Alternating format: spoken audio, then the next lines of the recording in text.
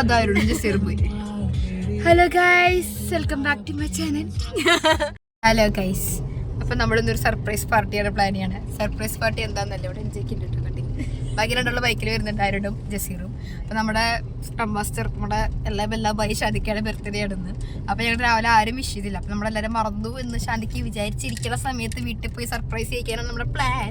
പക്ഷെ എന്താവുമെന്ന് നമുക്ക് കണ്ടറിയാം, കാരണം ശാന്തിക്ക് അവിടെ ഉണ്ടാവുമെന്ന് നമുക്ക് അറിയില്ല. നമ്മൾ ചോദിച്ചു വെച്ചിട്ട് ഇങ്ങനെ പോവില്ല, പുറത്തെവിടേക്കും പോയില്ല എന്നുള്ള ധാരണയിലാണ് ഇപ്പൊ നമ്മൾ പോണേ.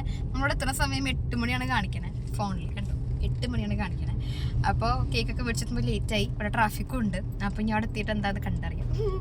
നമ്മൾ ഇതിൻ്റെ റൈറ്റിങ്സൊക്കെ നമ്മളൊരു 20 മിനിറ്റോളം ആലോചിച്ച് കഷ്ടപ്പെട്ട് എഴുതിച്ചിട്ടൊക്കെ കൊണ്ടുവന്ന സംഭവമാണ്. അത് ചേച്ചിക്ക് മനസ്സിലാവും, നമുക്ക് ഇനി കണ്ടറിയാം.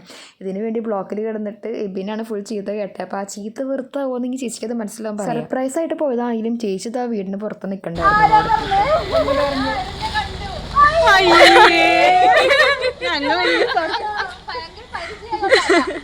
അടുക്കളയിൽ നോക്കുമ്പോണ്ട് രണ്ടുപേര് ബൈക്കില്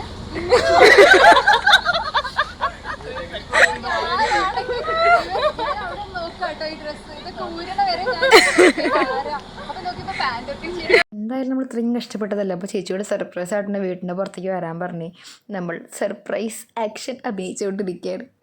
അപ്പോൾ നമുക്കിനി ചേച്ചിയുടെ സർപ്രൈസ് അഭിനയം എങ്ങനെയുണ്ടെന്ന് കണ്ടറിയാം. എവിടെ ആക്ഷനൊക്കെ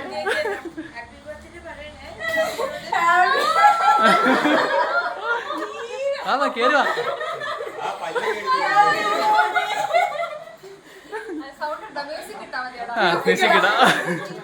പരിപാടി അവതരിപ്പിച്ചാലും ഞങ്ങളുടെ അവസ്ഥ ഇതാണല്ലോ എന്നുള്ള രീതിയിലായി നിങ്ങളെല്ലാവരും. നമ്മൾ എഴുതിയ കേക്കിലെ റൈറ്റിങ്സ് ഇങ്ങനെയായിരുന്നു: yesterday worked today celebrate you, happy ബർത്ത്ഡേസും. അപ്പോൾ ഇതിൻ്റെ അർത്ഥം എന്താണെന്ന് ചേച്ചിയോട് ഗസ് ചെയ്യാൻ, ഐ മീൻ മനസ്സിലായെന്ന് ചോദിക്കുകയാണ് ഇപ്പോൾ നമ്മൾ ചെയ്യാനായിരുന്നു. പക്ഷേ ചേച്ചിക്ക് അതും മനസ്സിലായില്ല ഗൈസ്.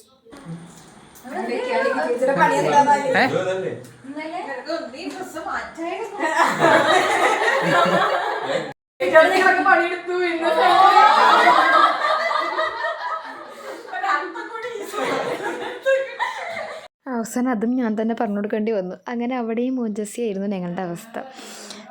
എന്താ ഹാപ്പി ബർത്ത്ഡേ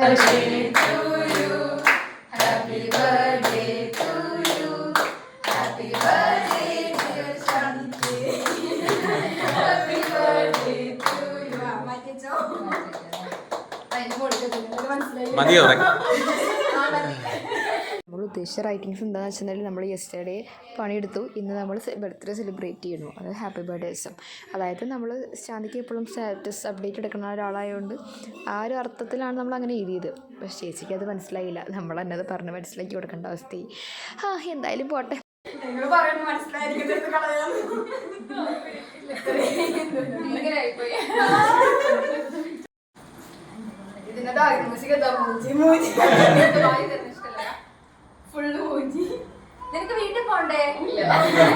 അങ്ങനെ നമ്മൾ 2-3 ഫോട്ടോസൊക്കെ എടുത്തിട്ട് ഇന്നത്തെ സിറ്റുവേഷനെ പറ്റിയ പാട്ട് മൂഞ്ചി പാട്ട് പാടി ഞങ്ങൾ അങ്ങോട്ട് അവസാനിപ്പിച്ചു.